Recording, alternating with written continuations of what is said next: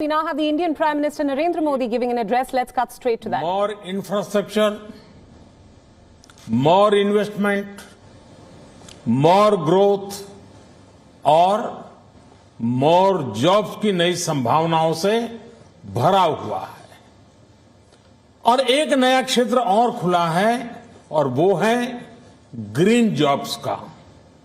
ये बजट तत्कालीन आवश्यकताओं का भी समाधान करता है और देश के युवाओं के उज्जवल भविष्य को भी सुनिश्चित करता है। ये पिछले कुछ घंटों से देख रहा हूं जिस प्रकार से इस बजट का हर क्षेत्र में स्वागत हुआ है। सामान्य मानवी की जो सकारात्मक प्रतिक्रिया आई है उसने जनता जनार्दन की सेवा का हमारा उत्साह अनेक गुना बढ़ा दिया है। जीवन के हर क्षेत्र में आधुनिकता आए, टेक्नोलॉजी आए, जैसे किसान ड्रोन हो, वंदे भारत ट्रेन हो, डिजिटल करेंसी हो, बैंकिंग के क्षेत्र में डिजिटल यूनिट्स हो, 5G सर्विसेज का रोल आउट हो, नेशनल हेल्थ के लिए डिजिटल इकोसिस्टम हो। इनका लाभ हमारे युवा, हमारे मध्यम वर्ग, गरीब, दलित, पिछड़े, ये सभी वर्गों को मिलेगा। इस बजट का एक महत्वपूर्ण पहलू है गरीब का कल्याण। हर गरीब के पास पक्का घर हो, नल से जल आता हो, उसके पास शौचालय हो, गैस की सुविधा हो, इन सभी पर विशेष ध्यान दिया गया है। इसके साथ ही आधुनिक इंटरनेट कनेक्टिविटी पर भी उतना ही जोर है।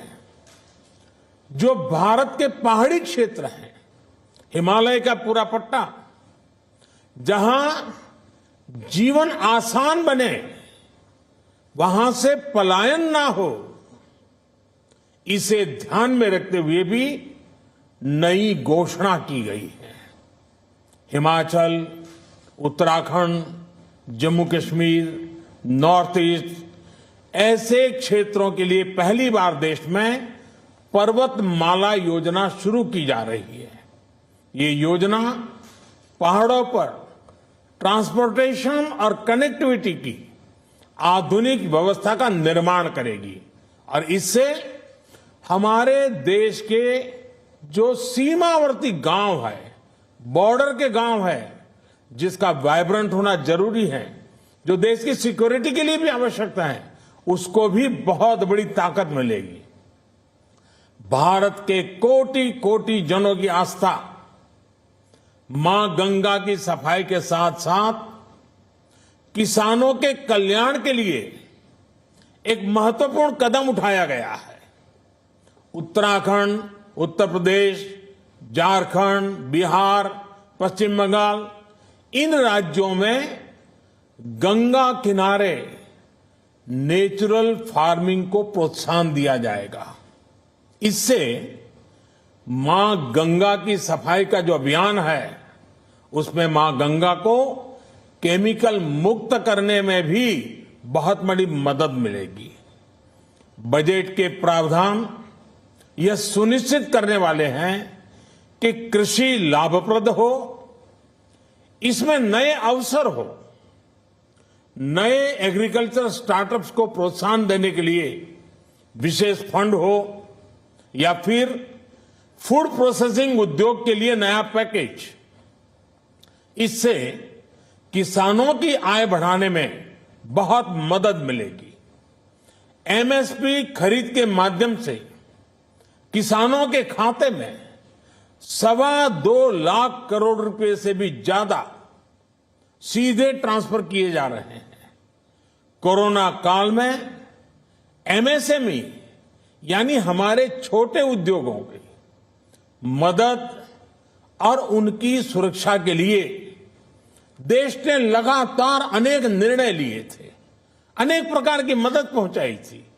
इस बजट में क्रेडिट गारंटी में रिकॉर्ड वृद्धि के साथ ही कई नई योजनाओं का ऐलान किया गया है। डिफेंस के कैपिटल बजट का 68% डोमेस्टिक इंडस्ट्री को रिजर्व करने का भी बड़ा लाभ भारत के एमएसएमई सेक्टर को मिलेगा। ये आत्मनिर्भरता की तरफ बहुत बड़ा मजबूत कदम है। 7.5 लाख करोड़ रुपए के पब्लिक इन्वेस्टमेंट से अर्थव्यवस्था को नई गति के साथ ही छोटे और अन्य उद्योगों के लिए नए अवसर भी बनेंगे। मैं वित्त मंत्री निर्मला जी और उनकी पूरी टीम को इस पीपल फ्रेंडली और प्रोग्रेसिव बजट के लिए बहुत बहुत बधाई देता हूं। कल भारतीय जनता पार्टी ने मुझे सुबह 11 बजे बजट और आत्मनिर्भर भारत विषय पर बात करने के लिए निमंत्रित किया है। कल 11 बजे मैं बजट के इस विषय पर विस्तार से बात करूंगा। आज इतना काफी है। बहुत बहुत धन्यवाद।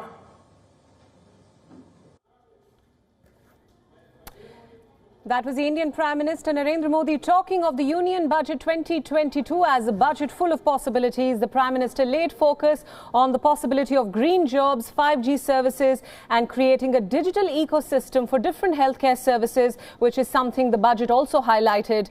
He also said that benefits of the budget will trickle down to all aspects of society, especially poor people, and he also spoke about internet connectivity and the infrastructural investment that the government will be making to ensure that internet connectivity then goes across to remote areas across the country as well. There is quite a lot of focus on infrastructure. He also mentioned that this budget has been announced at a time when the country, rather the world, has gone through the worst calamity, referring to the pandemic, of course. He mentioned support for startups and a huge push to make India self-reliant. WION World is One is now available in your country. Download the app now and get all the news updates on the move.